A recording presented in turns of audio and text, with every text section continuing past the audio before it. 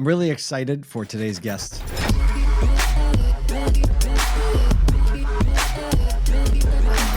This is Auto Collabs. For a few reasons. Number one, he doesn't have a halo on his head like Michael Cirillo right now. No, don't make fun of Michael's camera. His lighting went out. There was a brownout in Texas, and I don't think he looks that bad. It's pretty nasty. Okay. You guys listen to the audio version. If you're listening to the audio version, just listen to the audio version. Stay right there. It'll be better. Don't go anywhere. No, but Glenn Lundy, today's guest, is a professional podcaster in every sense of the word. He's got thousands of episodes under his belt. He is always only like 4 generations away from repopulating the entire state of Kentucky. I don't think so. He's got a couple of kids. He's got a couple kids. He actually had 3 of them at ASOTU CON, which was super cool. He didn't have 3 of them. He brought 3 of them. Had 3. Words are tricky, you know. Words are tricky. Oh, maybe we should back off that. No, but he's always been somebody who has been committed to moving forward in every sense of how I've known him, whether that's in repopulating the earth or just helping people kind of get unstuck, I guess has been my experience with him. Yep. I thought you guys would have something else to say there. How about let's dive in and get unstuck from sticking the intro. I know I took too long with that. I didn't give you guys any room to talk. Hey guys, we hope you enjoyed this episode with Glenn Lundy. Mr. Glenn Lundy, it is good to have you on the show. The 4 of us have never been on a piece of content together, I will say. This is true. This is true. And I didn't know you guys were all coming at me like this. I didn't know. I thought this was like one-on-one intimate. All of a sudden I come around the corner, there's 3 of you guys. I'm like, oh my gosh. This is actually an intervention. Michael's like, okay, hold on, everybody get your little note out, right? And the big question is, Kyle Mountsier, see you, Glenn Lundy. Yes. And we see you, Glenn Lundy, and we see that you just had another baby. What? Oh my gosh. I did? Yes. How do you even function in this world with all these babies everywhere? He looks awake. He's bright-eyed and bushy-tailed. Tell us your secrets, Glenn. Oh my gosh. Marry a saint. Marry a saint. That is the key for sure. There it is. For sure. That's but great news. baby number 9, man. He's 8 weeks old. He's doing great. Oh my gosh. How's the rest And of he's the family? legit a Raider because I named him Hutch Raider. His middle name is Raider. Done. Wow. Was that a mutual decision? Did Leslie? He snuck that in while she still had the epidural. Hey, are you active. talking? Are you talking about our intimacy here, Michael? Is that what you're asking? If that was a mutual decision or not? I mean, come on, buddy. Who do you think I am?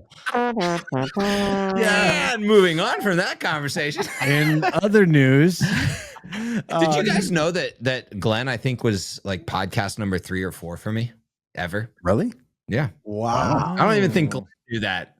I didn't know it was 3 or 4. He was like number 3 or 4 or something like that. If you go back on your Contagious Conversations Contagious podcast? Conversations way back when, it was like someone in the office, Erica and an old employee of mine, and Glenn and Ben were like the first 4. Wow. So, yeah. Go back and listen. Was it. I ever on that show?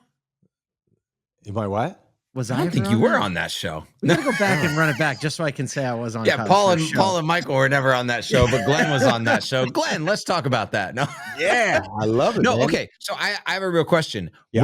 Where did this My question's dog thing at ASOTU CON that you had? That was you, right? Running around with that little automated thing that was the robot. Well, He stole that. He jacked that stole thing. it. I stole It it. wasn't his. But no, so Car Tool, right? My Okay. buddy. So we have an 800% club member, one of our dealers that also has software called Car Tool. Got it. So I told him he could hang out at our booth there at ASOTU if he brought his little cyber dog so that we could try to draw attention to the booth. So he brought his little AI powered, whatever you want to call that thing. And dude, Kyle, is that thing not insane, bro? It was wild. That blew my mind. So what's the whole point of it? What's the reason for that thing? If you don't, I mean, I know it's a little bit of Aside an from get advertisement for your attention, I mean, buddy. just like everything else in this world, how can we slap a machine gun to the top of it? I mean, I don't know, dude. You have 36 scarves behind you right now, Kyle. 36. Do we need 36 scarves, Kyle? No, we don't need 30. Do we need a robot dog? Either.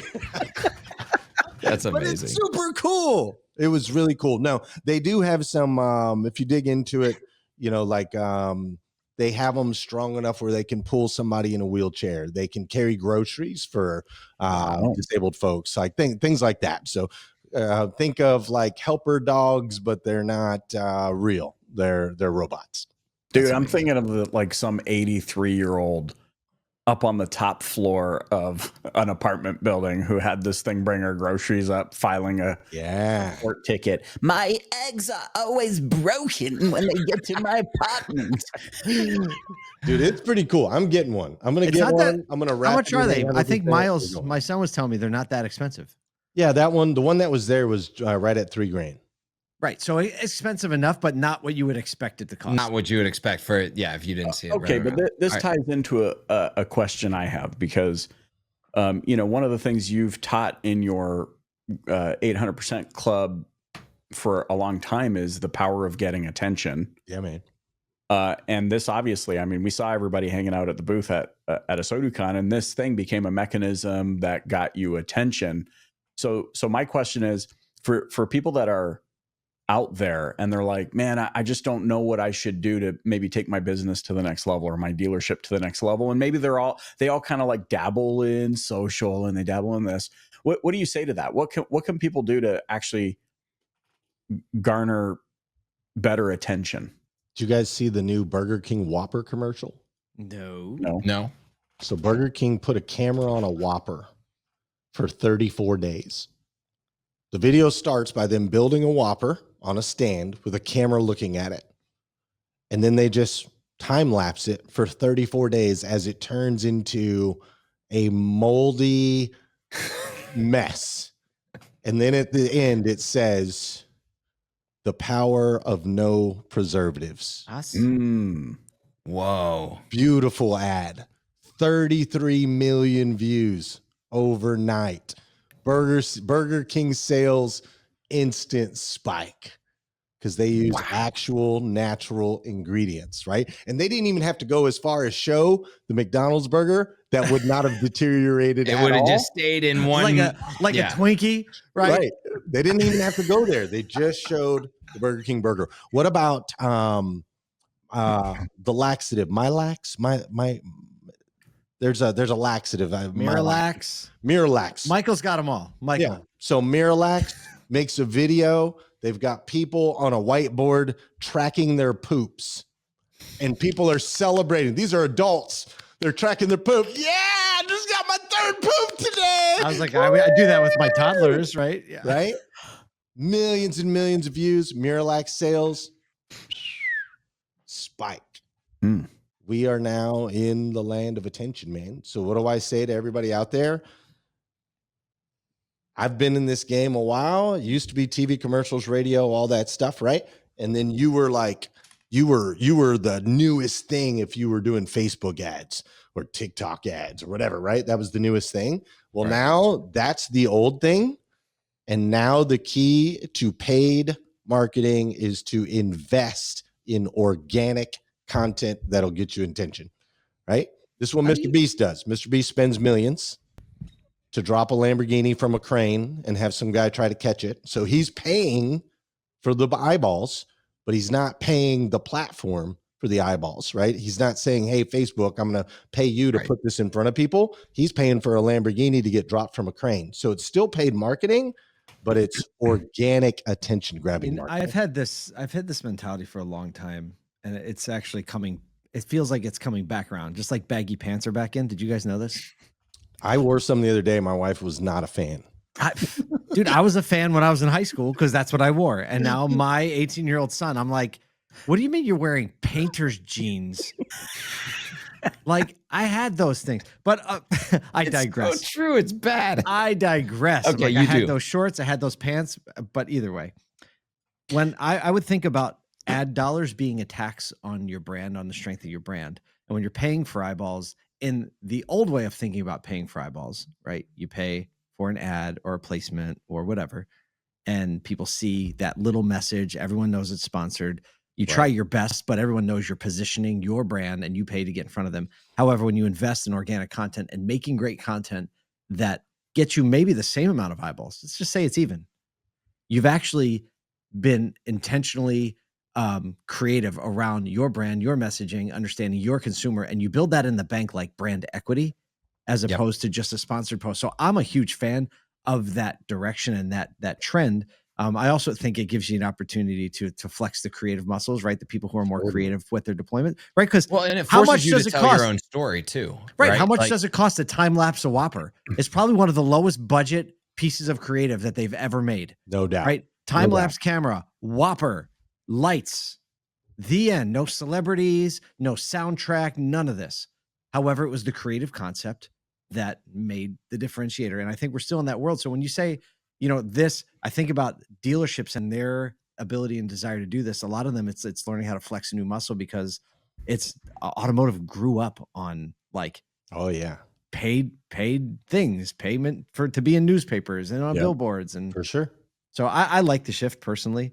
See, now at the end of the world, though, McDonald's is going to retort. The only food that is still edible, right? They better not. They're gonna be like, you'll make it the next 100 years, and you won't. Just throw that burger in a Ziploc. It'll be good 100 years. And even skip the Ziploc if you can. And Wendy's is just gonna tweet "Sup, bro." You know, yeah, right. Something like that, right? Wendy's gonna. I'll let you two fight this one out. But tagging off that question, I do have a follow-up question to that comment. How do you feel about, because you're someone who cares a lot about substance, you care a lot about the deeper issues and how things that are going on affect the person. It's a lot about what you do with 800% Club. You're teaching and coaching people how to think a lot more than like what to do exactly. How do you feel that this velocity of creative and social media and this fight for attention is, do you feel like it's at odds with like substance and getting deep? Well, I mean, I think that this has been this is humanity in a nutshell, right? Like there's always a battle for attention. There always has been, right? You can watch nature shows and you see birds running around spreading their feathers. You know, attention is a thing, right? The Romans, the Colosseums, the type of entertainment, bringing people in, so on and so forth, so they collect the taxes, so on and so forth. Like attention is part of the game, and it just always has been. I think what's interesting now, though, is we're starting to put the ability to create attention back in the hands of individuals. When I was early in the car business, bro, if we wanted a TV commercial, oh my gosh, you had to call the company, schedule it 3 weeks out. They'd come in, shoot, they'd film for the day, and then you'd wait 6 weeks to get this piece of content. Right. So we're shooting commercials for something that's going to happen 3 months down the road. Right. And now it's like, whip out your phone and do the thing. So now that it's going into the hands, I think, of more people, it's a more competitive set. And so you really do have to become a student of not the algorithm, but a student of humanity, right? What will grab someone's attention in today's day and age, right? And I think we've shown, like, if you look at the AI stuff, like I just read this article, you guys probably saw it too, but Google searches down massively in the last quarter for the first time in like forever, right? Google search is going down, and it's because people are going to ChatGPT and they're using AI now for their search because it gives you a better answer and there's no stinking ads. If I go to Google and I search, right, I know what's going to come up top. Sponsored ad, sponsored ad, sponsored ad, sponsored ad. The first 4 listings are going to be sponsored ads, which is that business toting themselves as number one. Whereas with ChatGPT, no sponsored ads. It's going to take the information and it's going to give me a freaking result right out the gate, right? And that'll probably change soon enough, right? Yeah, especially in the free version. Will. But for now, it's changing. So we have to get better at the attention game, not the advertising game, the attention game. So got me thinking. Yeah. I see all you guys thought. I'm like, this is the quietest I've ever seen this crew. No, I mean, this is a lot of what we're doing at ASOTU More Than Cars is like, we've barely ever spent any money on ads because it's about building brand equity. Like Paul was saying, building brand equity. And I think this is where like dealers that struggle with retention should look at their advertising like time and money budget. Where is it going, right?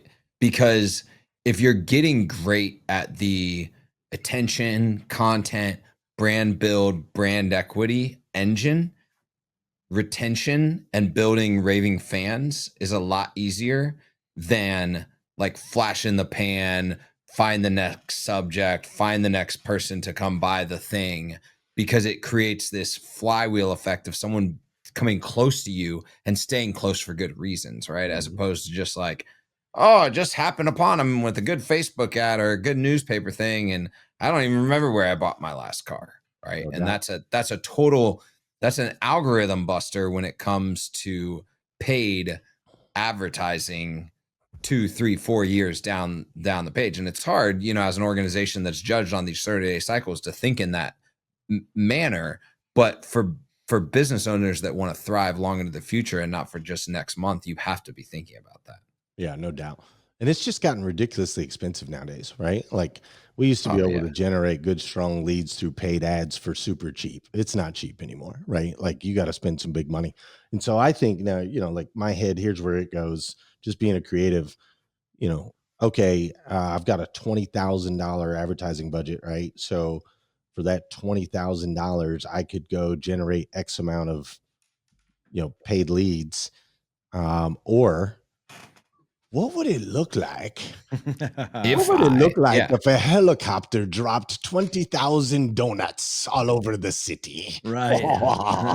Right? Like inside of a jail cell. Earned. Yeah.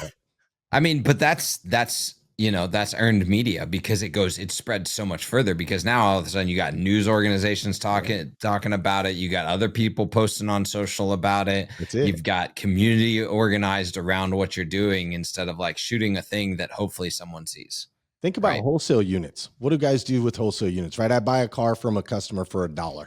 You guys all remember the dollar cars, right? You put $1 in it or $100 in it, and then it goes and sits on the back of the lot and takes up space for however long, right? And then maybe I sell it off to a wholesaler or it gets towed away or whatever. It's a piece of junk, right? So that's what we currently do with wholesale units. What if you took that $100 car and you went out into the woods and you brought your video camera and an AK-47, and then you made a video that said Toyota Tercel versus AK-47. That's all you'd have to say in the headline of the video. Toyota Tercel versus AK-47. And you shoot it and you blow it up and you get 2 million views because you blew up a car with an AK-47.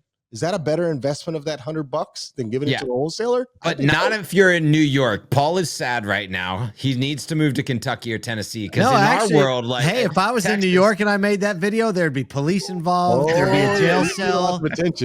There'd be a docuseries on He Was Such a Nice Guy. I want to pivot the conversation real quick. I want to pivot the conversation because we don't get to have you on content a lot, but you've been away from the doing retail at a franchise level for what, a little over 5 years now? Is that right?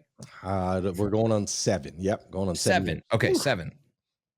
What have been like one or two of the biggest learnings that you've learned that have maybe been hard learnings or different learnings or things that you didn't expect to learn, having not been in the franchise ecosystem, not being in a store, but rather serving people that are in stores every single day and leading them? What are like one or two of the things that you're like, I didn't expect to grab that or to be hit with that, or what are those things? So there's lots of little crazies, but I will say the biggest ones overall. One, everyone says they want to grow, but most of them don't.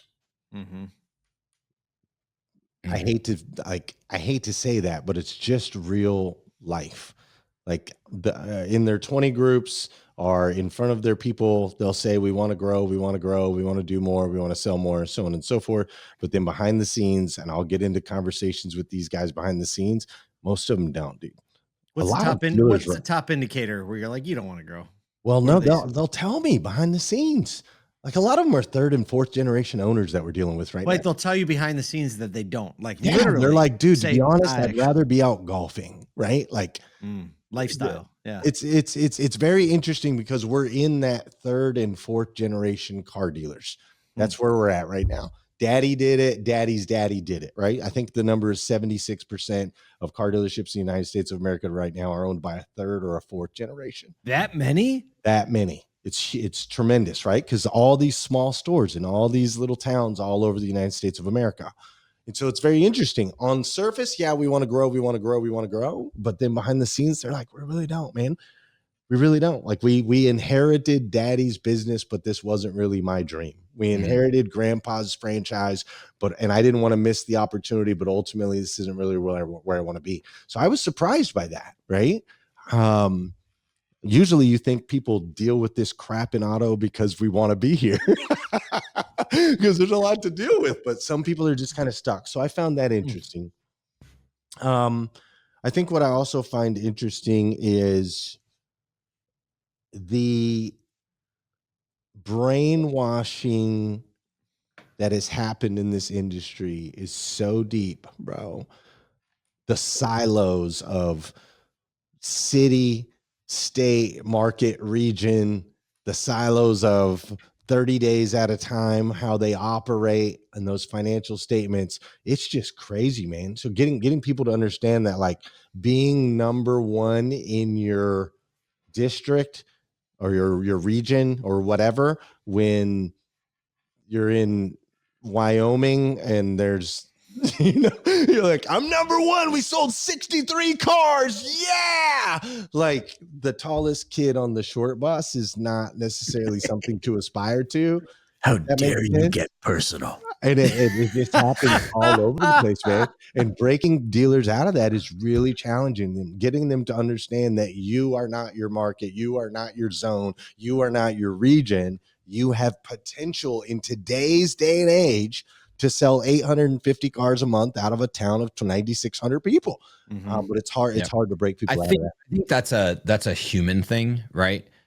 Paul and I have talked about this a lot. Like the minute you make $20,000, you're like, $20,000. Someone says to you, like, I think I can help you make 100,000. You're like, there's no way. There's not enough money in the world for me to make $100,000. You make $100,000 and you're like, there's no way I could make $1 million. It seems crazy, right?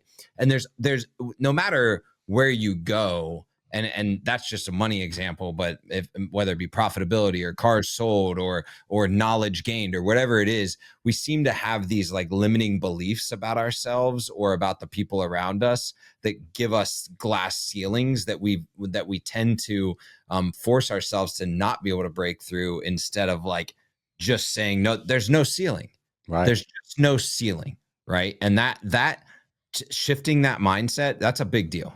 Yeah, it's very challenging, especially when they're getting a report every day showing where they are based on the other 12 dealers that somebody, and they're like, oh, that's my glass ceiling right there. That's it. Yeah.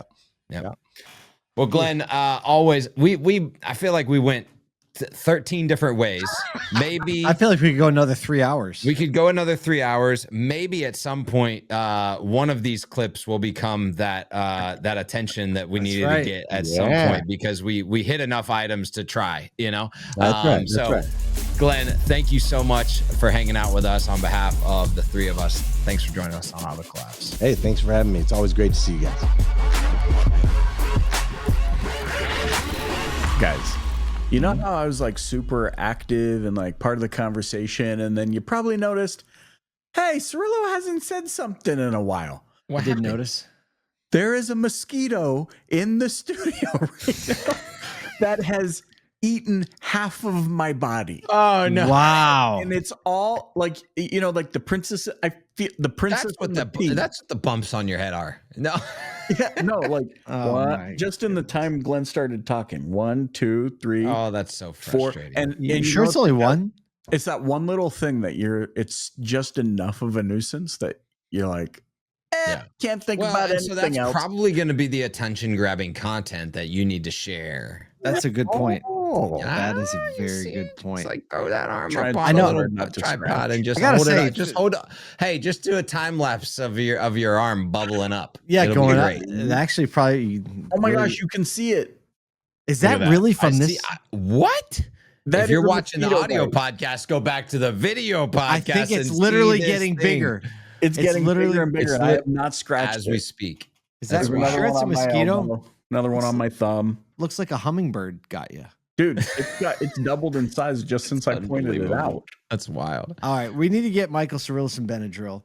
There you go.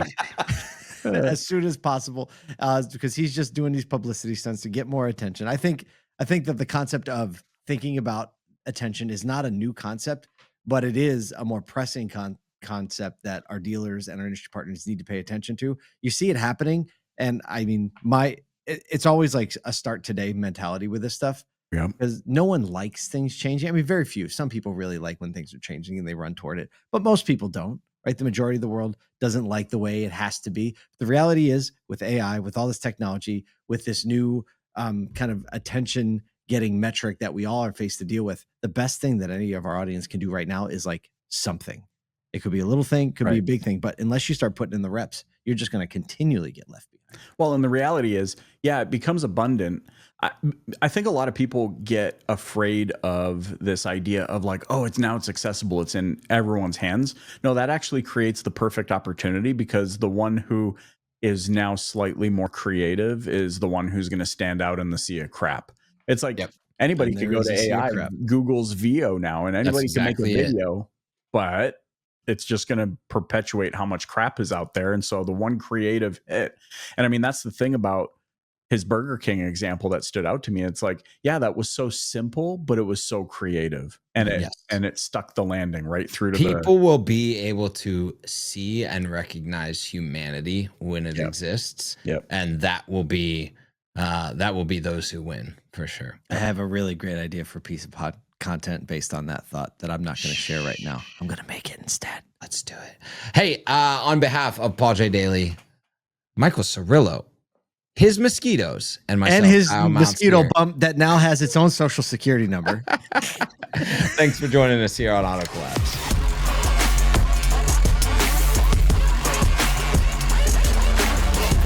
Welcome to Auto Collabs. Why are we recording? Are we rolling yet?